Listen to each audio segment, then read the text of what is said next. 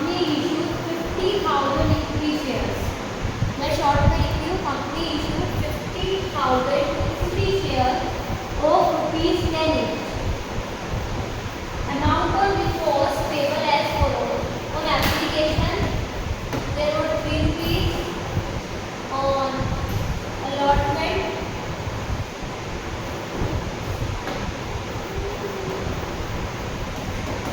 again, on first call 2 and second call 2 rupees.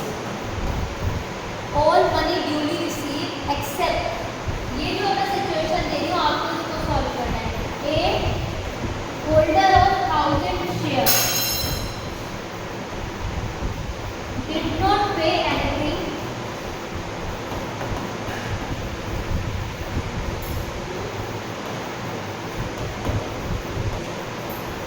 after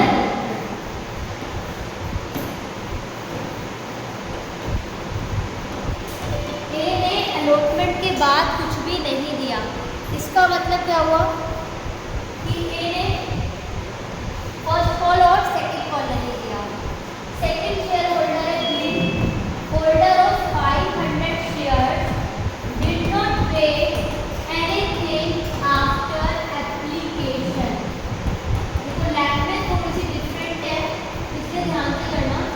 C a holder of 2000 shares did not pay anything after first call। तो आपको journal entry करनी है call in arrear के सिर्फ, ठीक है। Question समझ लेना, पूरा क्वेश्चन रिपीट कर देती हूँ। X limited issued 50,000 equity share of ₹10 each, amount of which was payable as follows: on application there was ₹3, on allotment 3, first call 2, second call 2, right. All money duly receive except a a holder of 1000 shares, right, did not pay anything after allotment। B holder of 2000 shares did not pay anything after application। C holder of 2000 shares did not pay anything after first call। तो आपको इसमें call in arrear की जो entry होनी चाहिए वो बतानी है। बैंक की अमाउंट कैलकुलेट करना आपको आना चाहिए, तभी एंट्री करें। चलिए डिस्कस करते हैं किस तरीके से क्वेश्चन को करते हैं। यहाँ पर हमें क्या करते हैं, टेबल बनानी है। Table of calls in arrear,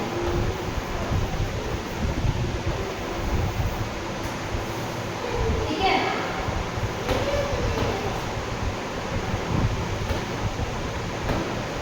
यहाँ पर मैं लिखती हूँ एप्लीकेशन, यहाँ मैं लिखती हूँ अलॉटमेंट, यहाँ फर्स्ट कॉल और सेकंड कॉल। इससे मुझे पता चल रहा है किस शेयर होल्डर ने क्या लिखा। मेरे डिफॉल्टर्स का नाम है ए, बी एंड सी। ए जिसके पास 1000 शेयर्स है, बी जिसके पास 500 शेयर है और सी जिसके पास 2000 शेयर्स है, राइट। एक पर्सन है जिसने अलॉटमेंट के बाद कुछ नहीं दिया, दैट मीन्स उसने एप्लीकेशन दे दी, अलॉटमेंट दे दी, फर्स्ट और सेकंड कॉल नहीं दी। Are you understanding this? मैं सिर्फ अभी टेबल बता रही हूँ जिसके थ्रू कॉल इन एरियर आपके लिए इजी हो जाएगा, ठीक है। B R share holder who has not paid anything after application, यानी कि सिर्फ इसने एप्लीकेशन दी है, अलॉटमेंट नहीं दी, फर्स्ट कॉल नहीं दी और सेकंड कॉल नहीं दी। 2000 शेयर है सी के पास जिसने फर्स्ट कॉल के बाद कुछ नहीं दिया, यानी कि एप्लीकेशन दे दी, अलॉटमेंट दे दी, फर्स्ट कॉल दे दी, सेकंड कॉल नहीं दी। Are you understanding this table? 12th B, it's not easy one side talk. Let me know, are you understanding this table? ये टेबल समझ में आ रही है आपको?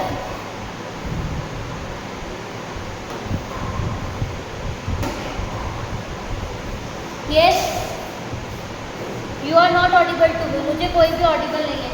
प्लीज बताओ ये टेबल समझ आ रही है आपको? यहाँ पर मैं कॉल इन एरिया निकालूंगी, एप्लीकेशन में तो मेरा कोई कॉल इन एरिया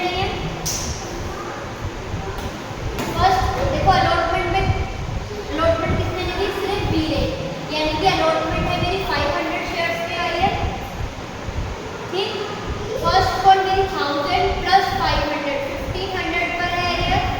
और सेकंड कॉल ए बी और सी यानी कि 1000 प्लस 500 प्लस 200 3500 3500 पर मुझे सेकंड कॉल नहीं मिली। Are you understanding this? हाँ जी, आवाज़ क्लियर नहीं थी तो दोबारा बताया जाए। हाँ देखो एक बार और सुन लो, क्वेश्चन समझ आ गया? क्वेश्चन में 50,000 शेयर इश्यू करे थे कंपनी ने, जो 10 रुपीज़ का एक था। अमाउंट उस पर जो मिलेगी वो इस तरीके से मिलेगी, मैंने लिख रखा है application allotment first call and second call. इन्होंने बोला all money duly receive except तो मतलब इन लोगों के अलावा जिन्होंने कुछ डिफॉल्ट करा है। ठीक है, कौन कौन है डिफॉल्टर? डिफॉल्टर ए है, एक बी है और एक सी है। ए ने आफ्टर अलॉटमेंट कुछ नहीं दिया, बी ने आफ्टर एप्लीकेशन कुछ नहीं दिया, सी ने आफ्टर फर्स्ट कॉल कुछ नहीं दिया। तो मैं आपको इसका मेथड बता रही हूँ किस तरीके से बैंक की अमाउंट हम कैलकुलेट करेंगे।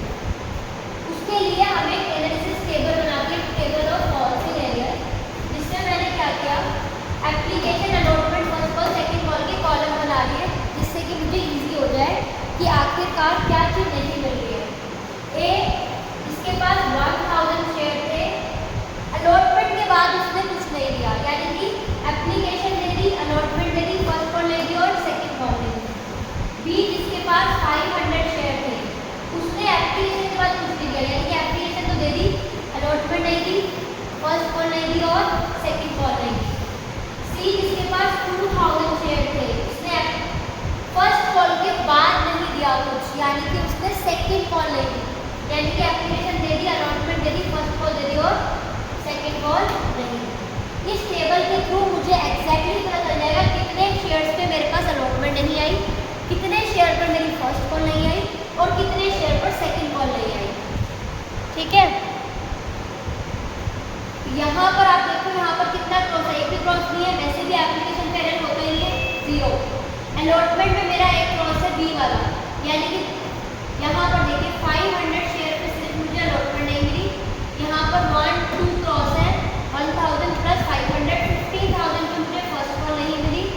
और यहाँ पर देखो सेकंड कॉल पे 3 क्रॉस है, दैट मीन्स मुझे सेकंड कॉल नहीं मिली, सेकंड कॉल मेरे को किसी की भी नहीं मिली, यानी कि 3500 पर मुझे सेकंड कॉल नहीं मिली। समझ आ रहा है बच्चों की क्या हो रहा है इसमें? अभी सिर्फ मैंने ये देखा है कि कितने मेरी अमाउंट, कितने शेयर्स पे मुझे एरियर नहीं मिला है, कितने शेयर्स पर मुझे अमाउंट नहीं मिला है, दैट मीन्स कितना मेरा एरियर है। एप्लीकेशन में तो बेटा कोई एरियर होता नहीं है, एरियर होता है या तो अलॉटमेंट पे या फर्स्ट कॉल पे सेकंड कॉल पे। तो अलॉटमेंट किसने नहीं दी? सिर्फ बी ने नहीं दी। फर्स्ट कॉल किसने नहीं दी? ए और बी ने नहीं दी, और सेकंड कॉल तीनों ने ही नहीं दी। समझ आ रहा है? यस, समझ आ रहा है आपको? अब देखिए बैंक की अमाउंट निकालनी कितनी इजी है।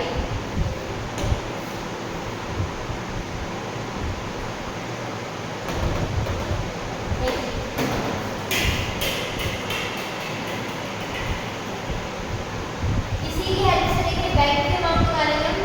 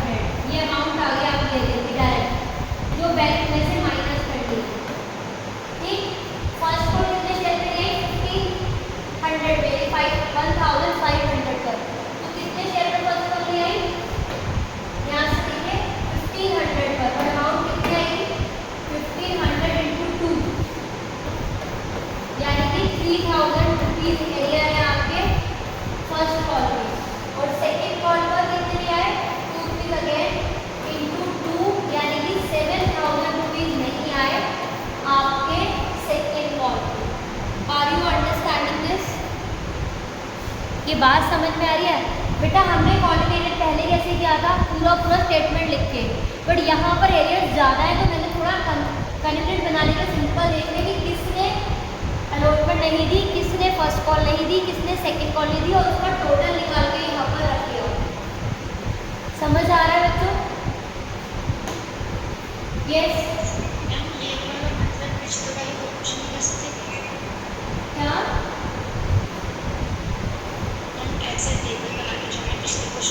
पिछले भी कर सकते थे, बिल्कुल कर सकते थे, बट बेटा उसमें call in arrear call in advance दोनों थे ना, तो माइनस भी हो रहा था प्लस भी हो रहा था। और दूसरा यहाँ की जो लैंग्वेज है कि इस पर्सन ने इसके बाद नहीं दिया, इस पर्सन ने इसके बाद नहीं दिया, तो आप इसको जस्टिफाई कर सकते हो टेबल बना के इजीली कि ए ने अलॉटमेंट के बाद नहीं दिया, मतलब फर्स्ट और सेकंड कॉल नहीं दिया। अब जर्नल एंट्री जब आप बनाओगे तो सिंपल जो कॉलिंग एरियर होगा अलॉटमेंट में कितना होगा, ये 1500 बस। फर्स्ट कॉल पे ये 3000 और सेकंड कॉल पे 7000। एंट्री बनवाऊं मैं इसकी एक बार? यस एंट्री बनवा दूं इसकी एक बार। देखो फर्स्ट एंट्री आपकी आएगी, फर्स्ट एंट्री तो इजी है, bank account debit to share application and share application account debit to share capital. Second से स्टार्ट करते हैं। सेकंड में आप ड्यू पूरी करोगे, share allotment account debit, sorry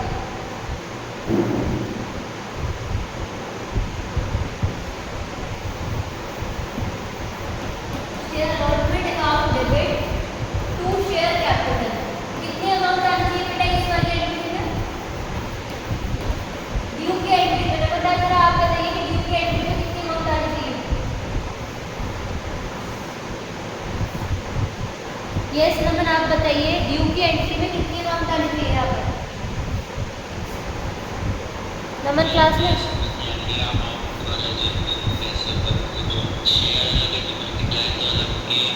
नहीं, ड्यू तो बेटा पूरे शेयर से करते हैं ना, सुनिए ड्यू पूरे शेयर से करेंगे।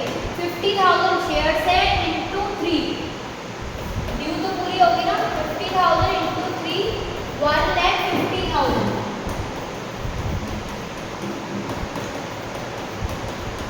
ठीक है, अब जब बैंक वाली एंट्री होगी तब मुझे एरियर को एडजस्ट करना है, यानी कि fourth entry bank account debit calling arrear debit to share allotment account. क्या हम इसमें अमाउंट बता सकते हैं कि कितने कितने आएंगे? यस इसमें अमाउंट बताओगे बेटा कितने आएंगे? Bank account debit calling arrear debit to share allotment, इसमें अमाउंट बताइए कितनी आनी चाहिए आपके हिसाब से? 1,50,000 ड्यू था, कितना एरियर है वो आपके सामने है, तो अमाउंट क्या आनी चाहिए बैंक में? नमन राज आप प्रिया बताइए। हाँ यस 1,50,000 में से 1,500 माइनस कर दो, कॉलिंग एरियर 1,500 और 1,50,000 आपका टोटल अलॉटमेंट का आना था, यानी कि 1,48,500 हो गया आपका बैंक का amount. Are you understanding this? आप जो स्टेटमेंट से बना रहे थे एरियर, बस यहाँ टेबल से बना लिया। आप चाहो तो स्टेटमेंट से बना सकते हो, टेबल से इसलिए बनाया है क्योंकि एक ही टाइम पर 2-2, 3-3 डिफॉल्टर थे, तो इजी हो गया मेरे लिए कि मैंने एक पर्टिकुलर टोटल शेयर देख ली जिसके ऊपर मेरी अलॉटमेंट नहीं आई, टोटल शेयर देख ली जिसपे मेरी फर्स्ट कॉल नहीं आई, टोटल शेयर देख ली जिसपे मेरी सेकंड कॉल नहीं आई। फिफ्थ एंट्री आपकी, हाँ बेटा बोलो।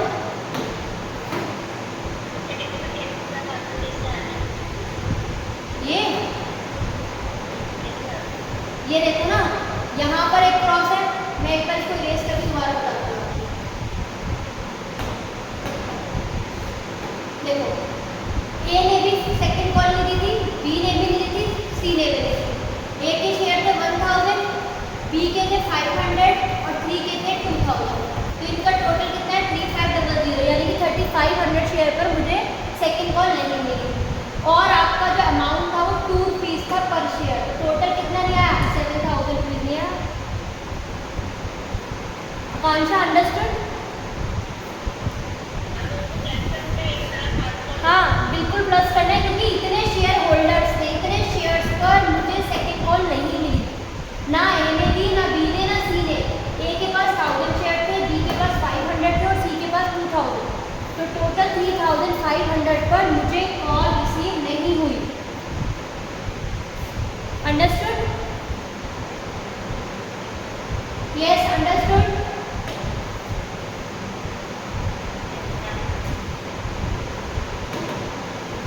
देखिए फिफ्थ एंट्री मुझे बताइए क्या होनी चाहिए अगर आप अलॉटमेंट ड्यू करते हैं। सॉरी, फर्स्ट कॉल ड्यू करते हो तो एंट्री क्या होगी? Share first call account debit to share capital. कितने अमाउंट से होनी चाहिए भैया ये एंट्री? 1 लाख से क्यों होगी बेटा? क्योंकि 50,000 शेयर्स हैं और 2 रुपीज़ ईच है। यहाँ पर आ गया 1 लाख रुपीज़। और बैंक की एंट्री क्या होनी चाहिए? इंपॉर्टेंट तो बैंक की एंट्री बैंक कर रही है।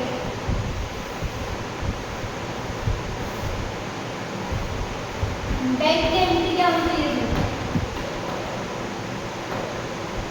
बैंक में कितना अमाउंट आएगा? Yes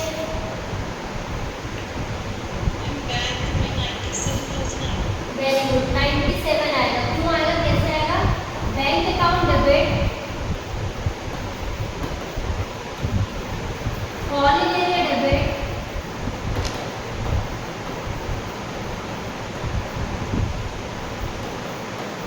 to share first call account.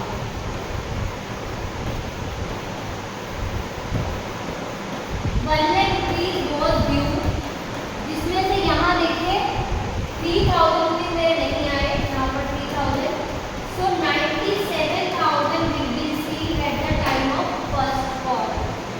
Understood? Yes understood.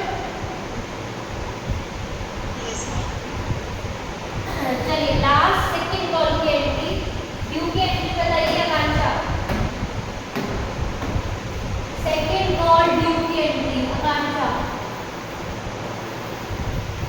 50,000 share से 2 रुपीज़ आपके सेकंड कॉल पे थे, इसके अकॉर्डिंग ड्यू की एंट्री बताओ आकांक्षा।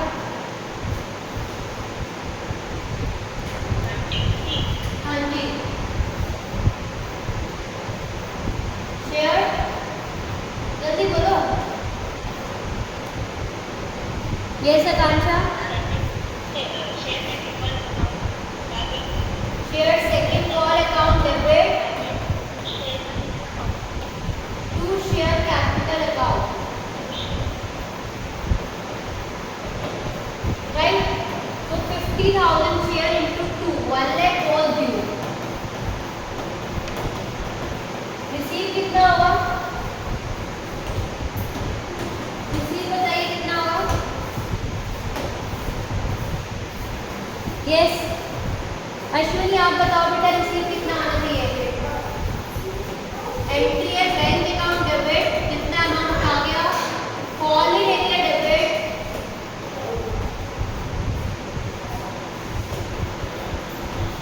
To share second call account. Equity share second call लीजिएगा बेटा। यहाँ पर कितना आएगा इसको बताओ मेरे को। ये रहा आपकी टेबल, ये सेकंड कॉल का अमाउंट है। यहाँ पर 3500 शेयर्स पर मुझे सेकंड कॉल रिसीव नहीं हुई थी। अश्विनी देखो अमाउंट बताओ यहाँ बैंक में कितनी आनी चाहिए आपके हिसाब से?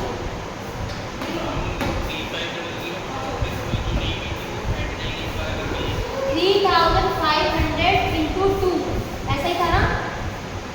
3,500 शेयर्स पर नहीं आई थी, यानी कि 7,000 मेरा एरिया था। प्रीवियस पर इतना एक ये रहा 3,500 शेयर्स पर 2 रुपीज़ नहीं आई थी, यानी कि 7,000 मेरे नहीं आए। टोटल कितने हैं? 1 लाख, यानी कि कितने रिसीव हो गए? 93,000। नमन आपने मुझसे चैट में कुछ पूछा बेटा, थोड़ा सा फ़ोन दूर है, तो जो पूछना है वो आके पर बोल दो। सबको क्लियर है ये?